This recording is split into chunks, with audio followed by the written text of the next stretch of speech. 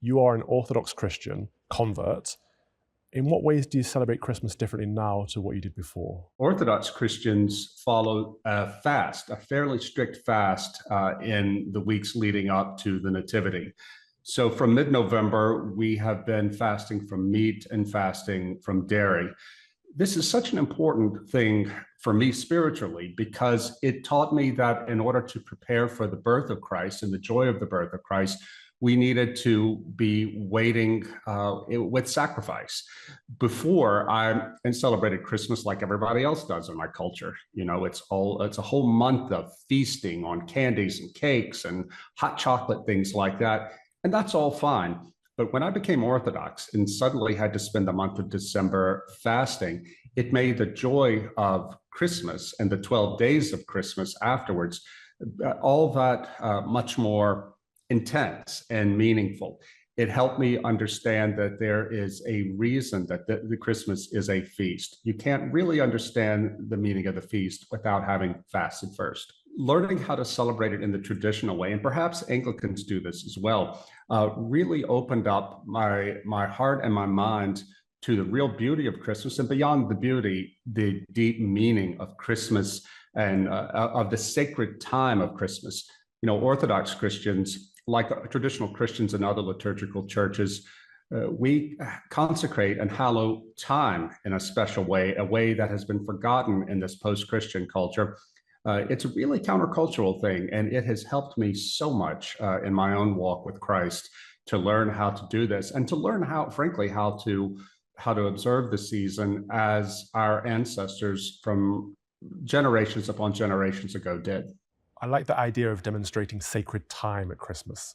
Are there any other intricacies into how you celebrate Christmas as a family or celebrate it personally? Well, Calvin, this year is going to be a pretty tragic Christmas for me. I'm sorry to say that earlier this year, my wife filed for divorce, and it's a painful thing.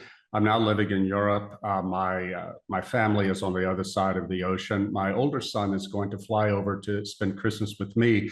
And we are going to be meditating on loss, frankly. My son and I will be surrounded by friends, thank God, good Christian friends. We will go to church, but we will also hold fast to the truth that Christ is here, Christ is born, Christ must be glorified in our lives.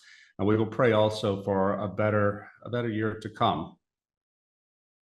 I should say also, Calvin, that you know, this year has taught me, this year of loss has taught me the meaning of suffering, and that for all Christians, suffering is part of our lives. It's not something to be afraid of, certainly not something to be sought, but God is present with us even as we suffer. When I went to Bethlehem earlier this year, I was also shown something that most pilgrims to Bethlehem don't get to see. I was taken into a Greek Orthodox monastery and shown the bones of the Holy Innocents, the children massacred by King Herod, who wanted to kill the Christ child. The Christ child was a threat to his power. I asked the woman showing me this, I said, how do we know these are the Holy Innocents' bones? And she said that they were discovered when St. Helena came there in the 4th century. So whether they're the bones of the Holy Innocents or not, they're the bones of children, and they help us understand that even joy is not unmixed. It also comes with great suffering. My son and I are living through that this year with the dissolution of our family, but it doesn't dim the joy, but rather it deepens it and makes it more intense. And I am not giving up in any way on the joy of Christmas. It's just going to have to be celebrated in a different way this year. And I know a lot of your viewers, too, to be honest, are suffering through hard times. I want to say to them, I know what this is like, but hold fast to Jesus Christ. Our Lord is with us. He came to us in the dead of winter, and he will be with us forever. I think that perfectly encapsulates Christmas. We go through trials and tribulations in life, suffering, but the message of Christmas is one of hope in that Christ is with us throughout all of that suffering, isn't he? Amen and Merry Christmas.